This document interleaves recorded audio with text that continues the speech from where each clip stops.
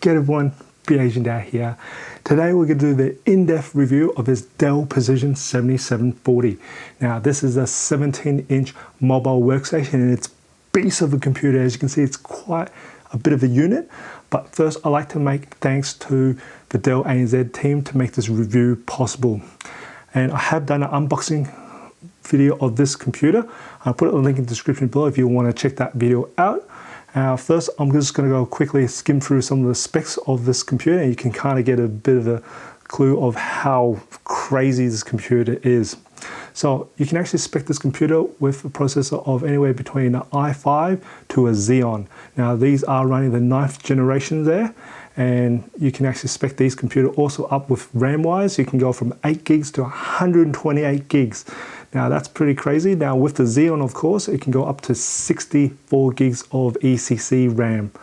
Now they are running off 4 DIMM slots, and you can actually see that later in the video when I actually go through the internals. So with hard drive wise, it can actually house 4, that's right, 4 PCMi-E SSD hard drives, and there is space for a 2.5-inch hard drive as well. And again, more on that later when I do the internals. Graphics wise, it does have a discrete graphics, and that is running off the NVIDIA Quadro RTX 3000 to the 5000. So it's crazy what this can house. Now for screen wise, it is a 17.3-inch screen here, and there's a few options. So the first being a HD option. It's a bit of an interesting one to see a HD option in such a large screen here, but it is running the TN technology, and that one is about 220 nits of brightness. Now there'll be more of that later because I do have HD options which we will test out. And as for the full HD option, you're looking at about 300 nits, and that's using the VA technology. And then there is also the Ultra HD, which is the 4K option, and that does run the VA technology as well, and that goes up to 400 nits of brightness. Now you can get a touch or non-touch version of those screens. When you're transporting this computer around, just the sheer size of it, you feel like a wounded sloth that just came out of this war. But when you pull this out, that's a different reaction. It's like going to a meeting. Instead of stepping out of a Mercedes or BMW, you're stepping out of a Rolls Royce or a Maybach. Your end client definitely knows you're there for serious business. Just like my sponsors, Infinity Path. Now they are a pathology company. They're the first laboratory in Australia to be linked to My Health Record, and they have this crazy rapid 24-hour turnaround time, and they have this very unique e-courier tracking system as well, and they do GP alerts by SMS, and they have these really nice color-coded reports to make things easier to read, and they do bulk billing for Medicare cardholders, and of course they actually do a no gap for privately insured patients as well. And of course all of this, they actually have over 98 years of collective experience in the medicine field. So they're pretty trustworthy there. So be sure to check out my sponsors out. I'll put a link in the description below, but definitely be sure to check them out as they have been very helpful there. Let's have a look at the ports here. We've got the audio combo jack, we've got 2 USB 3.1s. Now these do power share as well. And then we've got the good old vents for exhaust. And then we have the Noble lock for security. And then looking around to the back end side, we've again got another exhaust vents. And then after that, we have the HMI 2.0B. We have a mini display port here. And moving along here to the other back of the side of here, we have the RJ45 Ethernet port. We've got another USB 3.1 as well, and again that one, it does power share as well. Then we've got another exhaust vent there, and then we have the AC barrel for the power. And then looking on the left hand side, again another exhaust vent there, and then we have 2 Thunderbolt USB-Cs, and we've got the SD card, full-size SD card reader there, and then You also have the optional smart card slot as well here. So let's talk about the keyboard. So the keyboard is a full-size keyboard, so you actually have the number pad as well included, which is great for if you do a lot of numbers and numbers crunching as well. So that's really nice to have. I know a lot of people really love having a number pad there. I'm one of those as well too.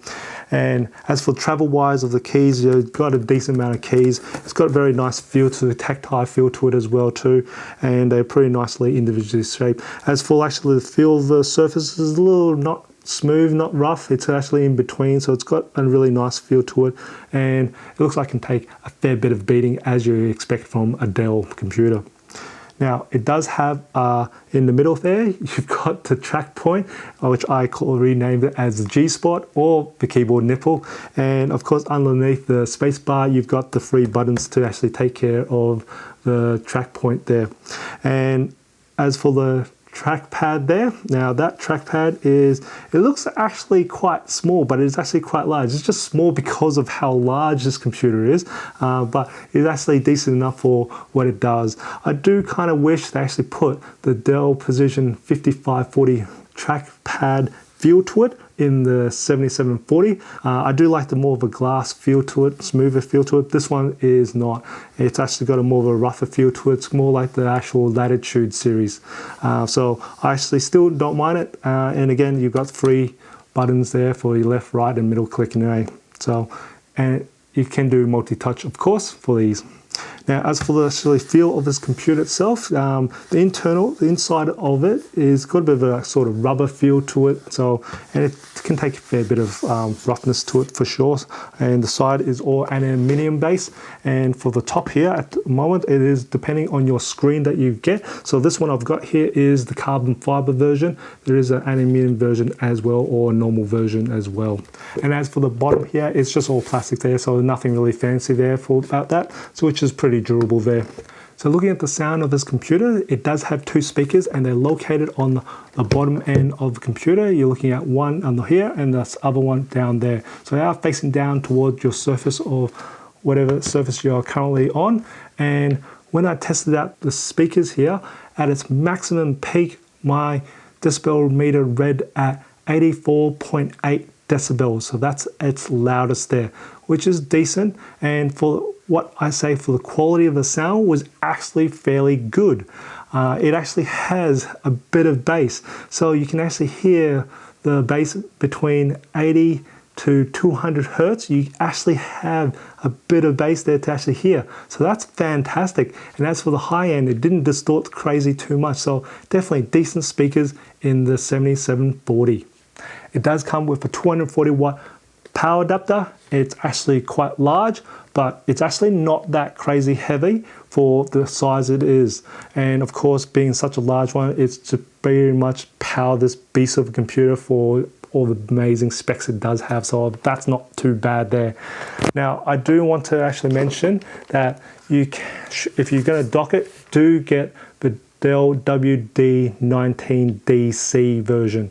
Now the DC actually is running, this one here I've got here is the WD-TB because it's only got one connection for the Thunderbolt. Now the DC has 2, and that's because it will plug into the sides of this computer to both of the actual Thunderbolt on the Precision 7740, and it's to provide enough power. The TB will only provide 130 watt of power, but the DC will provide the 210 watts that this thing requires to charge. So I have tried the TB on it. It will work and it will drive 3 screens. It will also charge a little bit of it, but it was probably still draining the actual battery itself. So it's not enough to actually charge this computer up. You do get a warning message and it does say it's on slow charge. So definitely if you're looking at getting a dock for it, make sure you get the WD19DC version, which is the supported model for the 7000 series of the Precisions. As for the battery, there are 2 options. You can get a 4-cell battery or a 6-cell battery.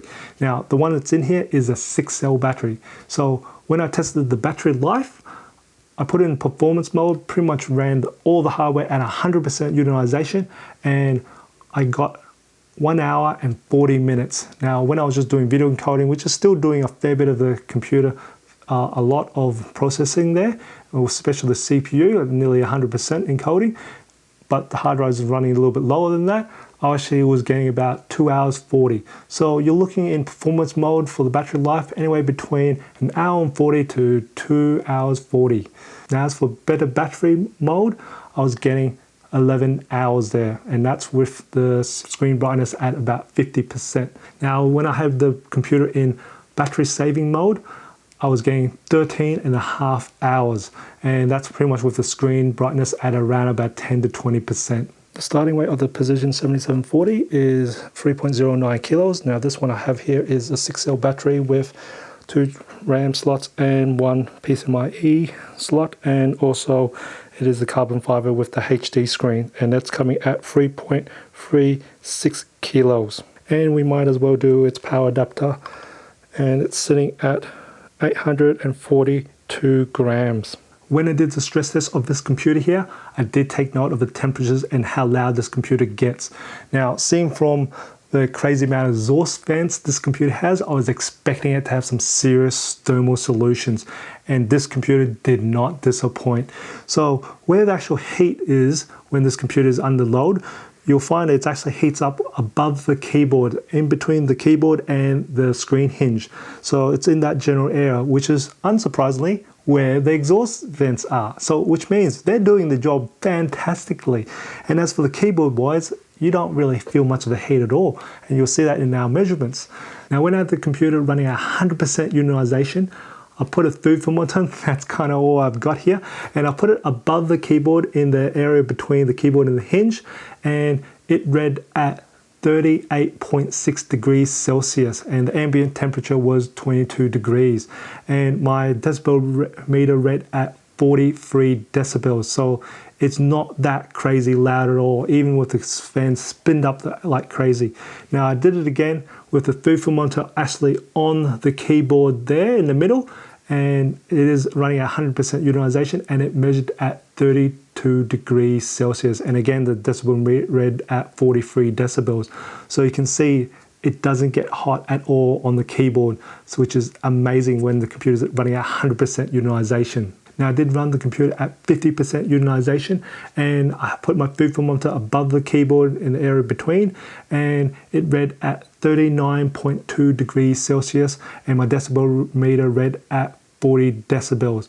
So it's actually still doing extremely well. It does spin up, but it doesn't spin up that crazy. And also the actual spin of the computer fan is not a crazy high whine. So it's actually very, very hearable, and it's not that crazy annoying. I did run this computer at 15% utilization. That's pretty much like surfing the web, streaming video, playing some music, doing Word or PowerPoints documents there.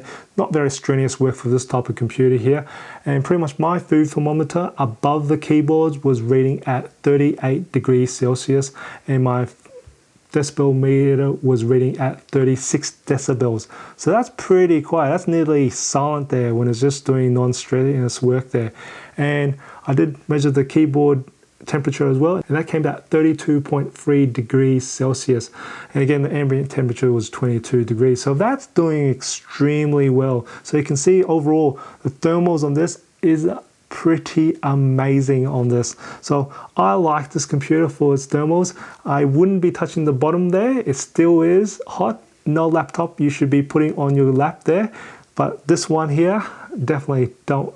I think it's more about the size and the weight of it more than actually the heat there, that you will not be putting this computer on your lap. Looking for CPU throttling, I've got it at utilization at 100%. Same with the GPU is being stress test as well, and it looks to be pretty decent. So the computer is actually doing a decent job of cooling itself and keep maintaining quite a high speed. Now we are color calibrating the screen with the Spider 3 Pro. I've had this calibration tool for many years, and it's been pretty trustworthy there. So this is the HD version of the screen, and this is what it looks like out of factory, and this is what it looks like after the calibration. Out of factory, after calibration. Out of factory, I can see it is a lot more cooler, and after it's calibrated, it's warmed up a fair bit. But as for magenta and the green tinge, it doesn't seem to have changed too much, so it's just more warmer after it's calibrated. Now, if this was useful for you, put a comment below. Love to hear from you. Now we're going to measure the actual brightness of the screen or luminance of the screen. So we're going to pay attention to this current one here. I've got a measurement currently running off the X-Rite i1, and there are 10 increments to the brightness of the screen. So currently it's on sitting at the lowest it can go, and just make sure you read this one here. It is measured in cadence per square meter. So 100 cadence per square meter is 100 nits. So at the moment it is sitting around about 13 nits. So that's at level 0, the lowest it can be. And this is the first stage 1, 2, 3, 4, 5, 6, 7, 8, 9, 10. So at its maximum brightness of this screen, it is 237 cadence per square meter, which is about 207 nits. Now, while we're going to go back for photography and what the calibration should be at, you are trying to hit this one between 100 to 120 cadence per square meters. That's the recommended brightness that you should really be editing of photos and videos. So that is at, I'll find that at which step that is. So that's at 1, 2, 3, 4, 5. So it's pretty much midway, which is about right, which is fantastic. Now, if this was also very useful, put a comment below. Some people might ask about if this was counted on the ambient lighting, but this is actually reading directly from the screen. So what I'm going to do is I'm actually going to lower the brightness on my ambient light, and you'll see that is not actually changing much at all. So that's pretty much as low as my light can go, and I'm going to bring it up to really bright now, the max it can do. And as you can see, that measurement isn't really changing much from the ambient light. So that's directly reading directly from the screen itself from the X-Rite one. If I just move it, you'll see that it was actually automatically changed. I did test out the color gamut coverage of this HD screen. Adobe RGB, it came at 50.8% coverage, and as for sRGB, it came at 70% coverage. Now, if that was useful for you, give me a like, and I'm going to give you an added bonus. I am going to share my color profile that I created with the X-Rite i1 display that I used to calibrate the screen, and I will put the link in the description below so you can actually download that. So be wary, it is running off my ambient light, but at least it gives you a nice starting point. So let's have a look at internals. So first thing you need to do is flip it around its back, and Dell recommends actually take out the SD card holder or the SD card if you got it in there. First thing you do. Next part is to actually remove the battery cover. To remove the battery cover, just a matter of just flipping this lever down there and just use this rubber bit and just basically pull it down, and you'll see it click pretty easily down there. And I'm just going to remove this out of the way, and straight away the first thing you can see is the battery itself and a slot for PCMe for SSD hard drives. Now you'll see also a lever here to actually disconnect the battery, which is really nice. They've built it in so it can actually disconnect the battery to try and resolve some power issues if you have any of those problems there. So that's kind of nice. I'm actually going to leave it unplugged. Actually, it's probably a good idea. Now the next part is to actually remove this back cover. To remove the back cover, just take out these two screws here. It's just two screws there, and after that, just nice again, just use the rubber bit and pretty much just push it up, and it will easily slide out there. So I'm just going to remove that there. And pretty much what we're going to do is I'm only going to go through 1.5 layers of this. After that, a lot of the stuff you need to actually remove the keyboard cover, which I don't really want to do, and most of the actual upgrade ability is actually on this side anyway. So we'll go from right to left. So the first thing we see is another PCMie slot for SSD hard drive in there. And then on the top here, we've got the Wi-Fi Bluetooth card here, and then we've got a WAN card here if you've got that optioned in. And then you'll see 2 SODIMM slots here. Now, there are actually 4 SODIMM slots. The other 2 is actually on the other side of the keyboard. You do need to remove the keyboard cover to actually get to that one. So those ones on the other side is actually the primary one. The one you see here is the secondary one, so you can actually quickly upgrade that, which is really nice there. So looking to the left side of that is the CMOS battery. Again, very easy to disconnect to fix resolve any clock issues or anything like that. And right next to that, you'll see another 2 more PCMie slots for SSD hard drives there. So now we're going to go back to the battery here. Now this is a 6-cell battery. It is a 97 watt-hour battery here. You see it's fairly large. And to remove it, all you need is take out 3 screws, 1, 2, and 3. I've pre-done that already to make this easier, and pretty much you just can go here, and one finger will easily lift that up, fairly easy there. So I'm just going to remove that out of the way. And after that, you will see there's a nice space here for a 2.5-inch hard drive now. Now, if you do try to put a 2.5-inch hard drive, you need to sacrifice one of these PCMie slots. What they do have for Dell is an interposer board here, which slots into this place here, and it provides you SATA interface, so you can put in 2.5-inch hard drives there. So now, if you do put a 2.5-inch hard drive, you do need to get a 4-cell version of this battery here, which actually takes this amount of space. Now, the 4-cell battery is 64 watt-hour rated, so it's just to make physical space for the 2.5-inch hard drive here. And that's pretty much about it. I'd like to bring your attention to the Dell Precision Optimizer. Now, this is a software built from Dell to actually make use of these very powerful computers. So you'll see in the Dell Optimizer some very, very powerful softwares that you will use professionally. And you'll see I've actually got a few already enabled here, the ones that I actually have used on this computer. And pretty much what these things do, I'm just going to click into one of them.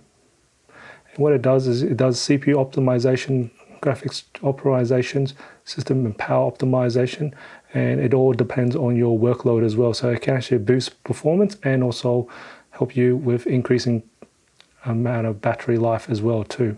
So definitely something that you get for these expensive computers that actually are very geared towards these professionals. So definitely look into that. If you haven't got this already on your computer, you can actually download directly off the website. Now, these are only for Precision computers. I don't concentrate on pure performance of a computer in my reviews. I'll put a benchmark of this computer if you're really interested in, but I pretty much do a review of the touch and feel and what it's actually like of owning this computer and the functionality. So I'd definitely love to hear what your thoughts are and any sort of type of test that you are interested in for my future reviews. Definitely put a comment below there. I'd love to hear from you. If you find this video informative or enjoyed it, give it a like. And if you haven't done already, subscribe to my channel by hitting that subscribe button on the bottom right hand corner of the screen. I do try to upload a new video every Tuesdays and Fridays. And just remember, imperfections in life makes it beautiful and interesting. I'll see you next video.